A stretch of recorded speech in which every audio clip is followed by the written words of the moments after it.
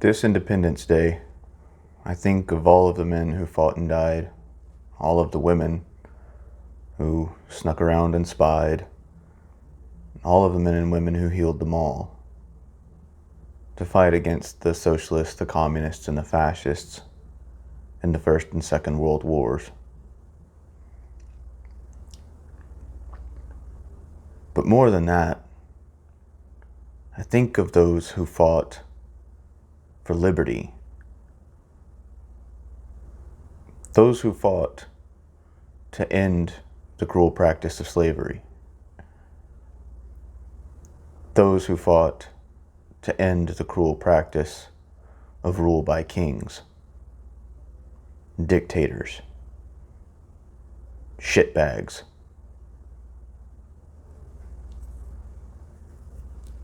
And as I think about these things, something comes to mind. Something very disturbing. We are following down the path of those countries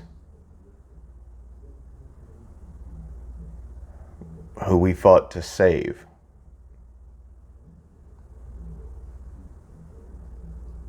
We as a nation sent men and women to kill and die to save others from oppression. Our founders fought so that we would not have to live under the oppression that they lived under.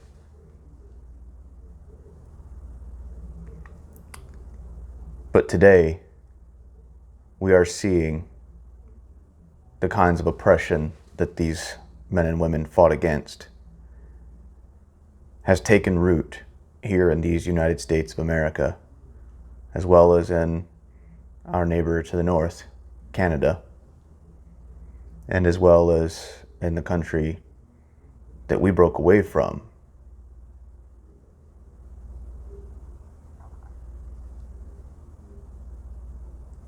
That's disturbing, because we're seeing the inversion of good and evil. We're seeing the inversion of right and wrong.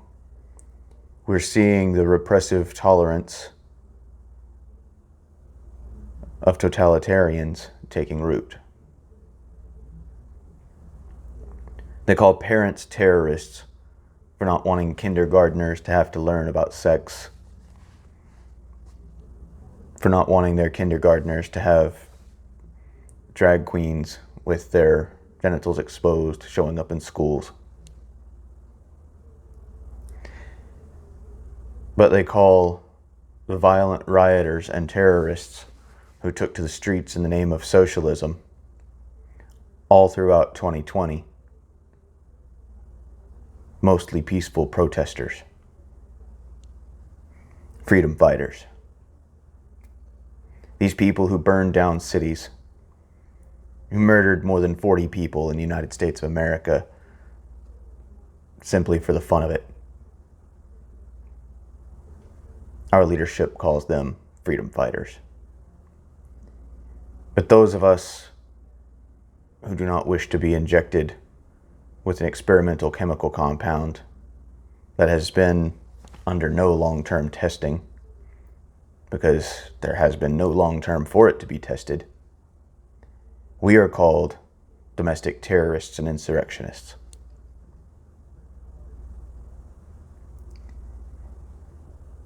The idiots who meandered around the Capitol on the 6th of January, several of whom have already been found not guilty and released,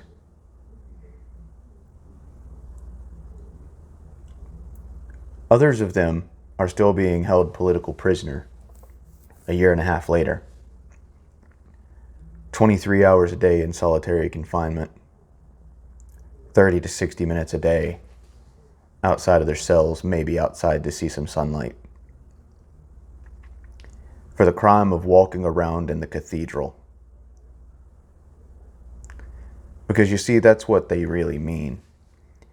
When people talk about our democracy, they mean the cathedral. When they say trust the science, they mean the cathedral of the elites. because both democracy and science have been bent to the will of the political elites and their wealthy masters. And while you're out here fighting against each other over some Supreme Court decision or some shooting between police and criminals, they're doing what they do behind the scenes and shutting down production of food, oil, gasoline, diesel, baby formula, and other necessities. And they're blaming it on everybody else. They're blaming it on Trump. Sure, he printed off lots of money in order to cover the economic impact payments wrongfully dubbed a stimulus. But what did we expect? He's an old New York Democrat. He still operates on the old ideas of the 90s. But the current resident of the White House shut down as much domestic production of oil and gas as he could, had one of his own administrative agencies shut down the primary supplier of baby formula to the United States, knowing that it was not the source of the 2 child sicknesses that they claimed it was a source of. And he has made many moves to negatively impact the agricultural sector, particularly in causing the diesel shortage and the high prices of diesel. And yet, he wants to tell you that this is Vladimir Putin's fault. He wants to tell you that this is Trump's fault. He wants to tell you that this is the fault of the far right, whoever the hell they are. He wants to tell you that it's your fault. You should just buy an electric car. Spend $60,000 on an electric car. Spend $10,000 on the charging station to put it in your house because there's not one anywhere near you. And then strain the electric grid even further to create further blackouts because the government that controls the power grids hasn't allowed it to be upgraded in 20-something years.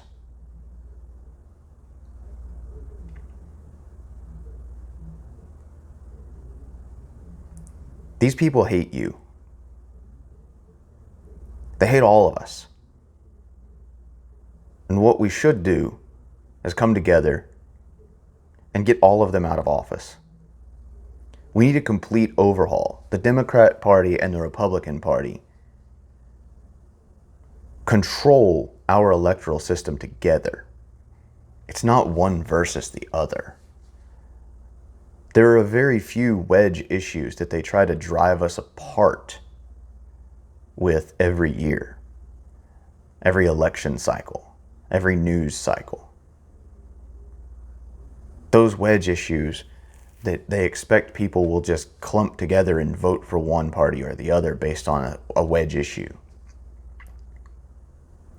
But what we need to do is vote for people who are not part of this establishment, who are not part of either of these parties now, and get people in who believe in getting rid of the corruption, stopping the flows of mass amounts of money from donors to politicians and the politicians' families through their side companies, their stocks, and their NGOs and their charitable organizations that make them millions every year, tax-free.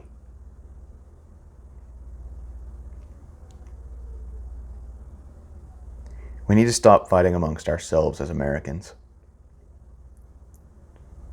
We need to stop hating each other based on some perception because the news or some politician or bureaucrat told us that it was someone else's fault on the other side of our street.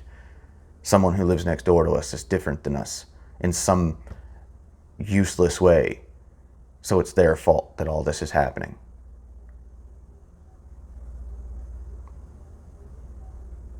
We need to come together and vote all of these bastards out. And that includes some of the new ones, like Alexandria Ocasio-Cortez and Lauren Boebert. These people need to be removed from office. We need challengers. We need people to come up and challenge Ted Cruz and John Cornyn when they come up for re-election. And get them out of the Republican Party. We need people to come up and challenge Alexandria Ocasio-Cortez, Ilhan Omar, and all of their friends in the Democrat Party, and get rid of them. Get rid of the people who want us to be fighting amongst each other, fighting against each other. And get some people in there who are willing to come together and say, this is all of our country.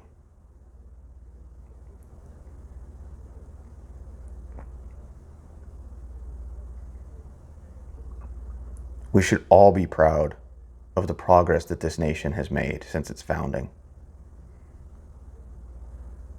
There were so many things about the founding of this country that were disappointing, frankly. Many of those things were disappointing to the men who founded this country, the men who framed the Constitution, and the men who wrote the Declaration of Independence. And if you read the first draft of the Declaration of Independence, you'll understand what I mean.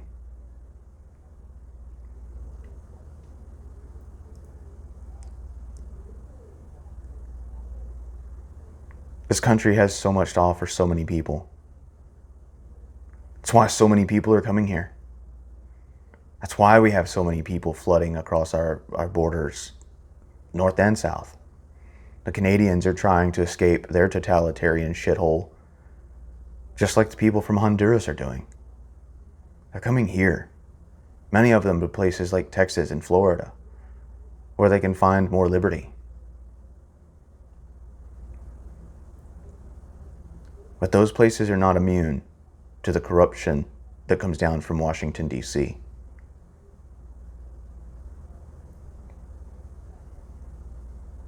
Because the federal government takes so much money from the states and the people, and then holds it over the heads of the states and the people in order to get those states and people to do what the federal government wants,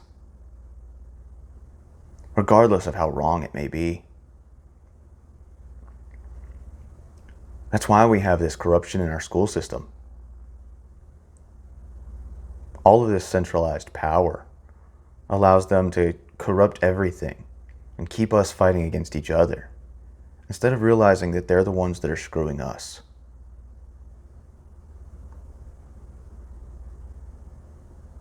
We're too busy worrying about what's said on CNN or Fox, instead of realizing that both of them are full of shit.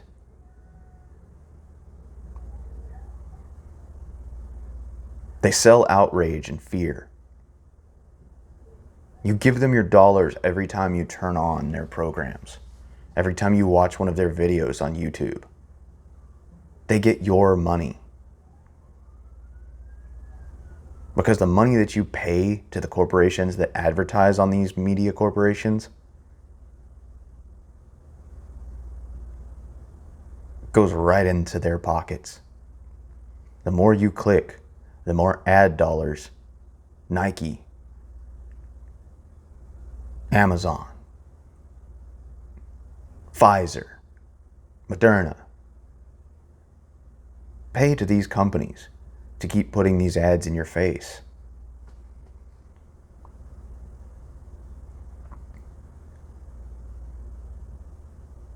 You don't need any of them. There's plenty of independent journalism being done today.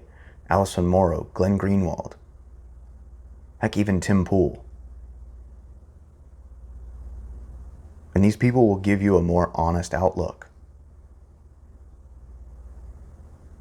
Jorge Ventura,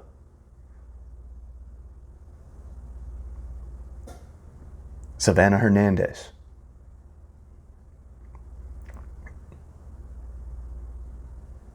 these people will give you more of an on-the-ground look at what's going on around this country. And you can bypass the corporate media fear and loathing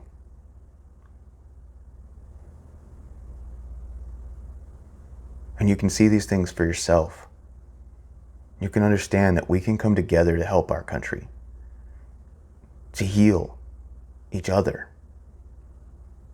to heal these wounds that have been foisted upon us, these divisions that have been artificially created by corporations working in hand with politicians and bureaucrats.